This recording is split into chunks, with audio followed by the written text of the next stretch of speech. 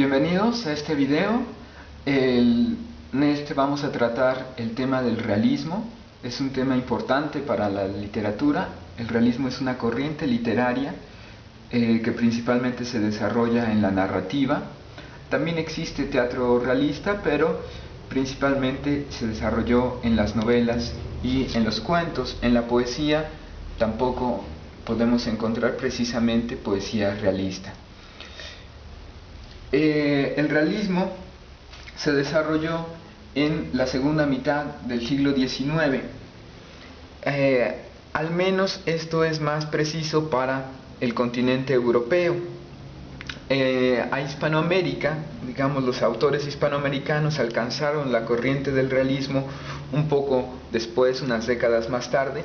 Estas fechas que tengo aquí no son fechas exactas, porque las corrientes literarias no tienen acta de nacimiento precisa, sino que son fechas aproximadas, y he escogido fechas significativas. 1848 porque es un año muy importante para la historia europea, es el año de la publicación del Manifiesto Comunista de Karl Marx, es también un año revolucionario.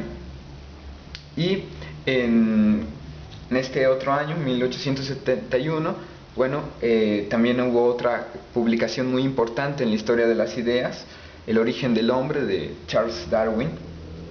Pues bien, entonces estas épocas son aproximaciones, pero en estos periodos es cuando el realismo fue más influyente en la literatura, donde están las obras maestras de la literatura, que posteriormente mencionaremos algunas.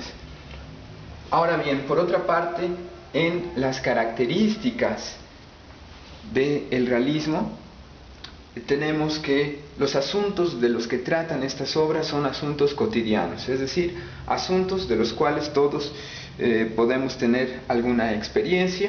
Por ejemplo, una infidelidad, el despido en un trabajo. También existe un vocabulario sencillo, es decir, que se usan las palabras cotidianas, las palabras del diario, con el color local, con muletillas, con tartamudeos. Los personajes hablan de una forma, como lo indica esta corriente, realista. Es decir, se acabaron los grandes discursos y eso que parecía en otras corrientes, que los personajes eran todos letrados y todos sabios y todos retóricos. En fin, los personajes son comunes: oficinistas, obreros, amas de casa, profesores con mucho ocio que suben videos a YouTube. En fin, las preocupaciones que tienen son principalmente económicas y sociales, ¿no? Cómo conseguir un trabajo, cómo llegar a fin de mes, cómo estirar la quincena. Estas son las principales preocupaciones en los asuntos centrales en las novelas realistas. Y entonces podríamos preguntarnos si son asuntos cotidianos, si el vocabulario es sencillo, que cualquiera puede usarlo, si los personajes son comunes y si son preocupaciones que todos tenemos a diario, ¿por qué leeríamos novelas realistas?